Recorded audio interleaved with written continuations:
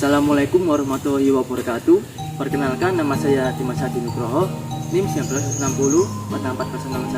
dari kelas 2014B. Di sini saya akan sedikit menjelaskan tentang sejarah kepramukaan internasional dan nasional.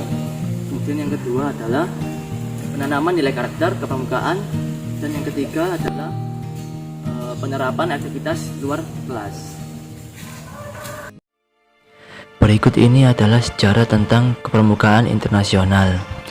Sejarah didirikannya permukaan dunia bermula pada tanggal 25 bulan Juli tahun 1907 saat Baden-Powell yang kala itu menjabat sebagai Letnan Jenderal Militer Inggris yang mengadakan kegiatan perkemahan. Ketika berkiprah sebagai seorang perwira militer dan diterjunkan ke berbagai peperangan, ia berspesialisasi dalam kepaduan. Setahun setelah perkemahan, Baden-Powell menulis buku tentang prinsip dasar kepramukaan yang berjudul Scouting for Boy. Selain itu, gerakan kepaduan Scouting for Boy hanya diikuti oleh kaum laki-laki. Kemudian buku itu menyebar ke seluruh dunia dengan berbagai bahasa. Pada tahun 1910, Baden-Powell memutuskan pensiun dari tentara dan mencurahkan seluruh waktunya untuk pramuka. Setelah itu, pada tahun 1912, Baden-Powell bersama adiknya yaitu Agnes membentuk pramuka untuk perempuan yang disebut Girl Scouts. 4 tahun kemudian, pada tahun 1916, didirikan kelompok pramuka siaga dengan nama CUB atau Anak Serigala. Dengan perkembangan kepaduannya, Baden-Powell berkeliling dunia untuk menginspirasi lebih banyak anak muda untuk bergabung dan mengundang berbagai kepanduan dari berbagai dunia untuk melaksanakan jambore pertama di Pulau Bronsey. Selanjutnya adalah sejarah tentang kepramukaan nasional. Di Indonesia, pramuka diawali dengan munculnya kepanduan milik Belanda yang bernama Nederlandse Padvinders Organisatie atau disingkat NPO pada tahun 1912.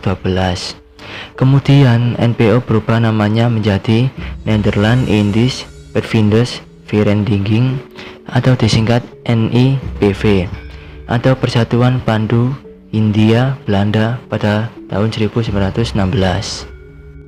Di tahun yang sama, Mangkunegara VII membentuk organisasi kepanduan pertama di Indonesia dengan nama Javanese Panduvinders Organisatie atau disingkat JPO. Kendati demikian, tokoh-tokoh pejuang Indonesia masih menemukan jalan dan membuat kepanduan semakin berkembang. Pada akhirnya dibentuk sebuah forum bagi seluruh kepanduan, yaitu Badan Pusat Persaudaraan Kepanduan Indonesia atau disingkat BPPKI pada tahun 1938. Kemudian pada tanggal 14 Agustus 1961, Panji Gerakan Pramuka ditetapkan oleh Presiden Soekarno lewat Keputusan Presiden Republik Indonesia nomor 448 tahun 1961. Sejak itu, 14 Agustus 1961 ditetapkan sebagai hari lahir Gerakan Pramuka yang merupakan simbol persatuan kepaduan Indonesia. Selanjutnya adalah penanaman nilai karakter pada kepramukaan. Yang pertama adalah nilai keterampilan pertolongan pertama gawat darurat, misalnya ada korban kecelakaan. Kedua adalah nilai ketangkasan pioneering, misalnya membuat jembatan gantung.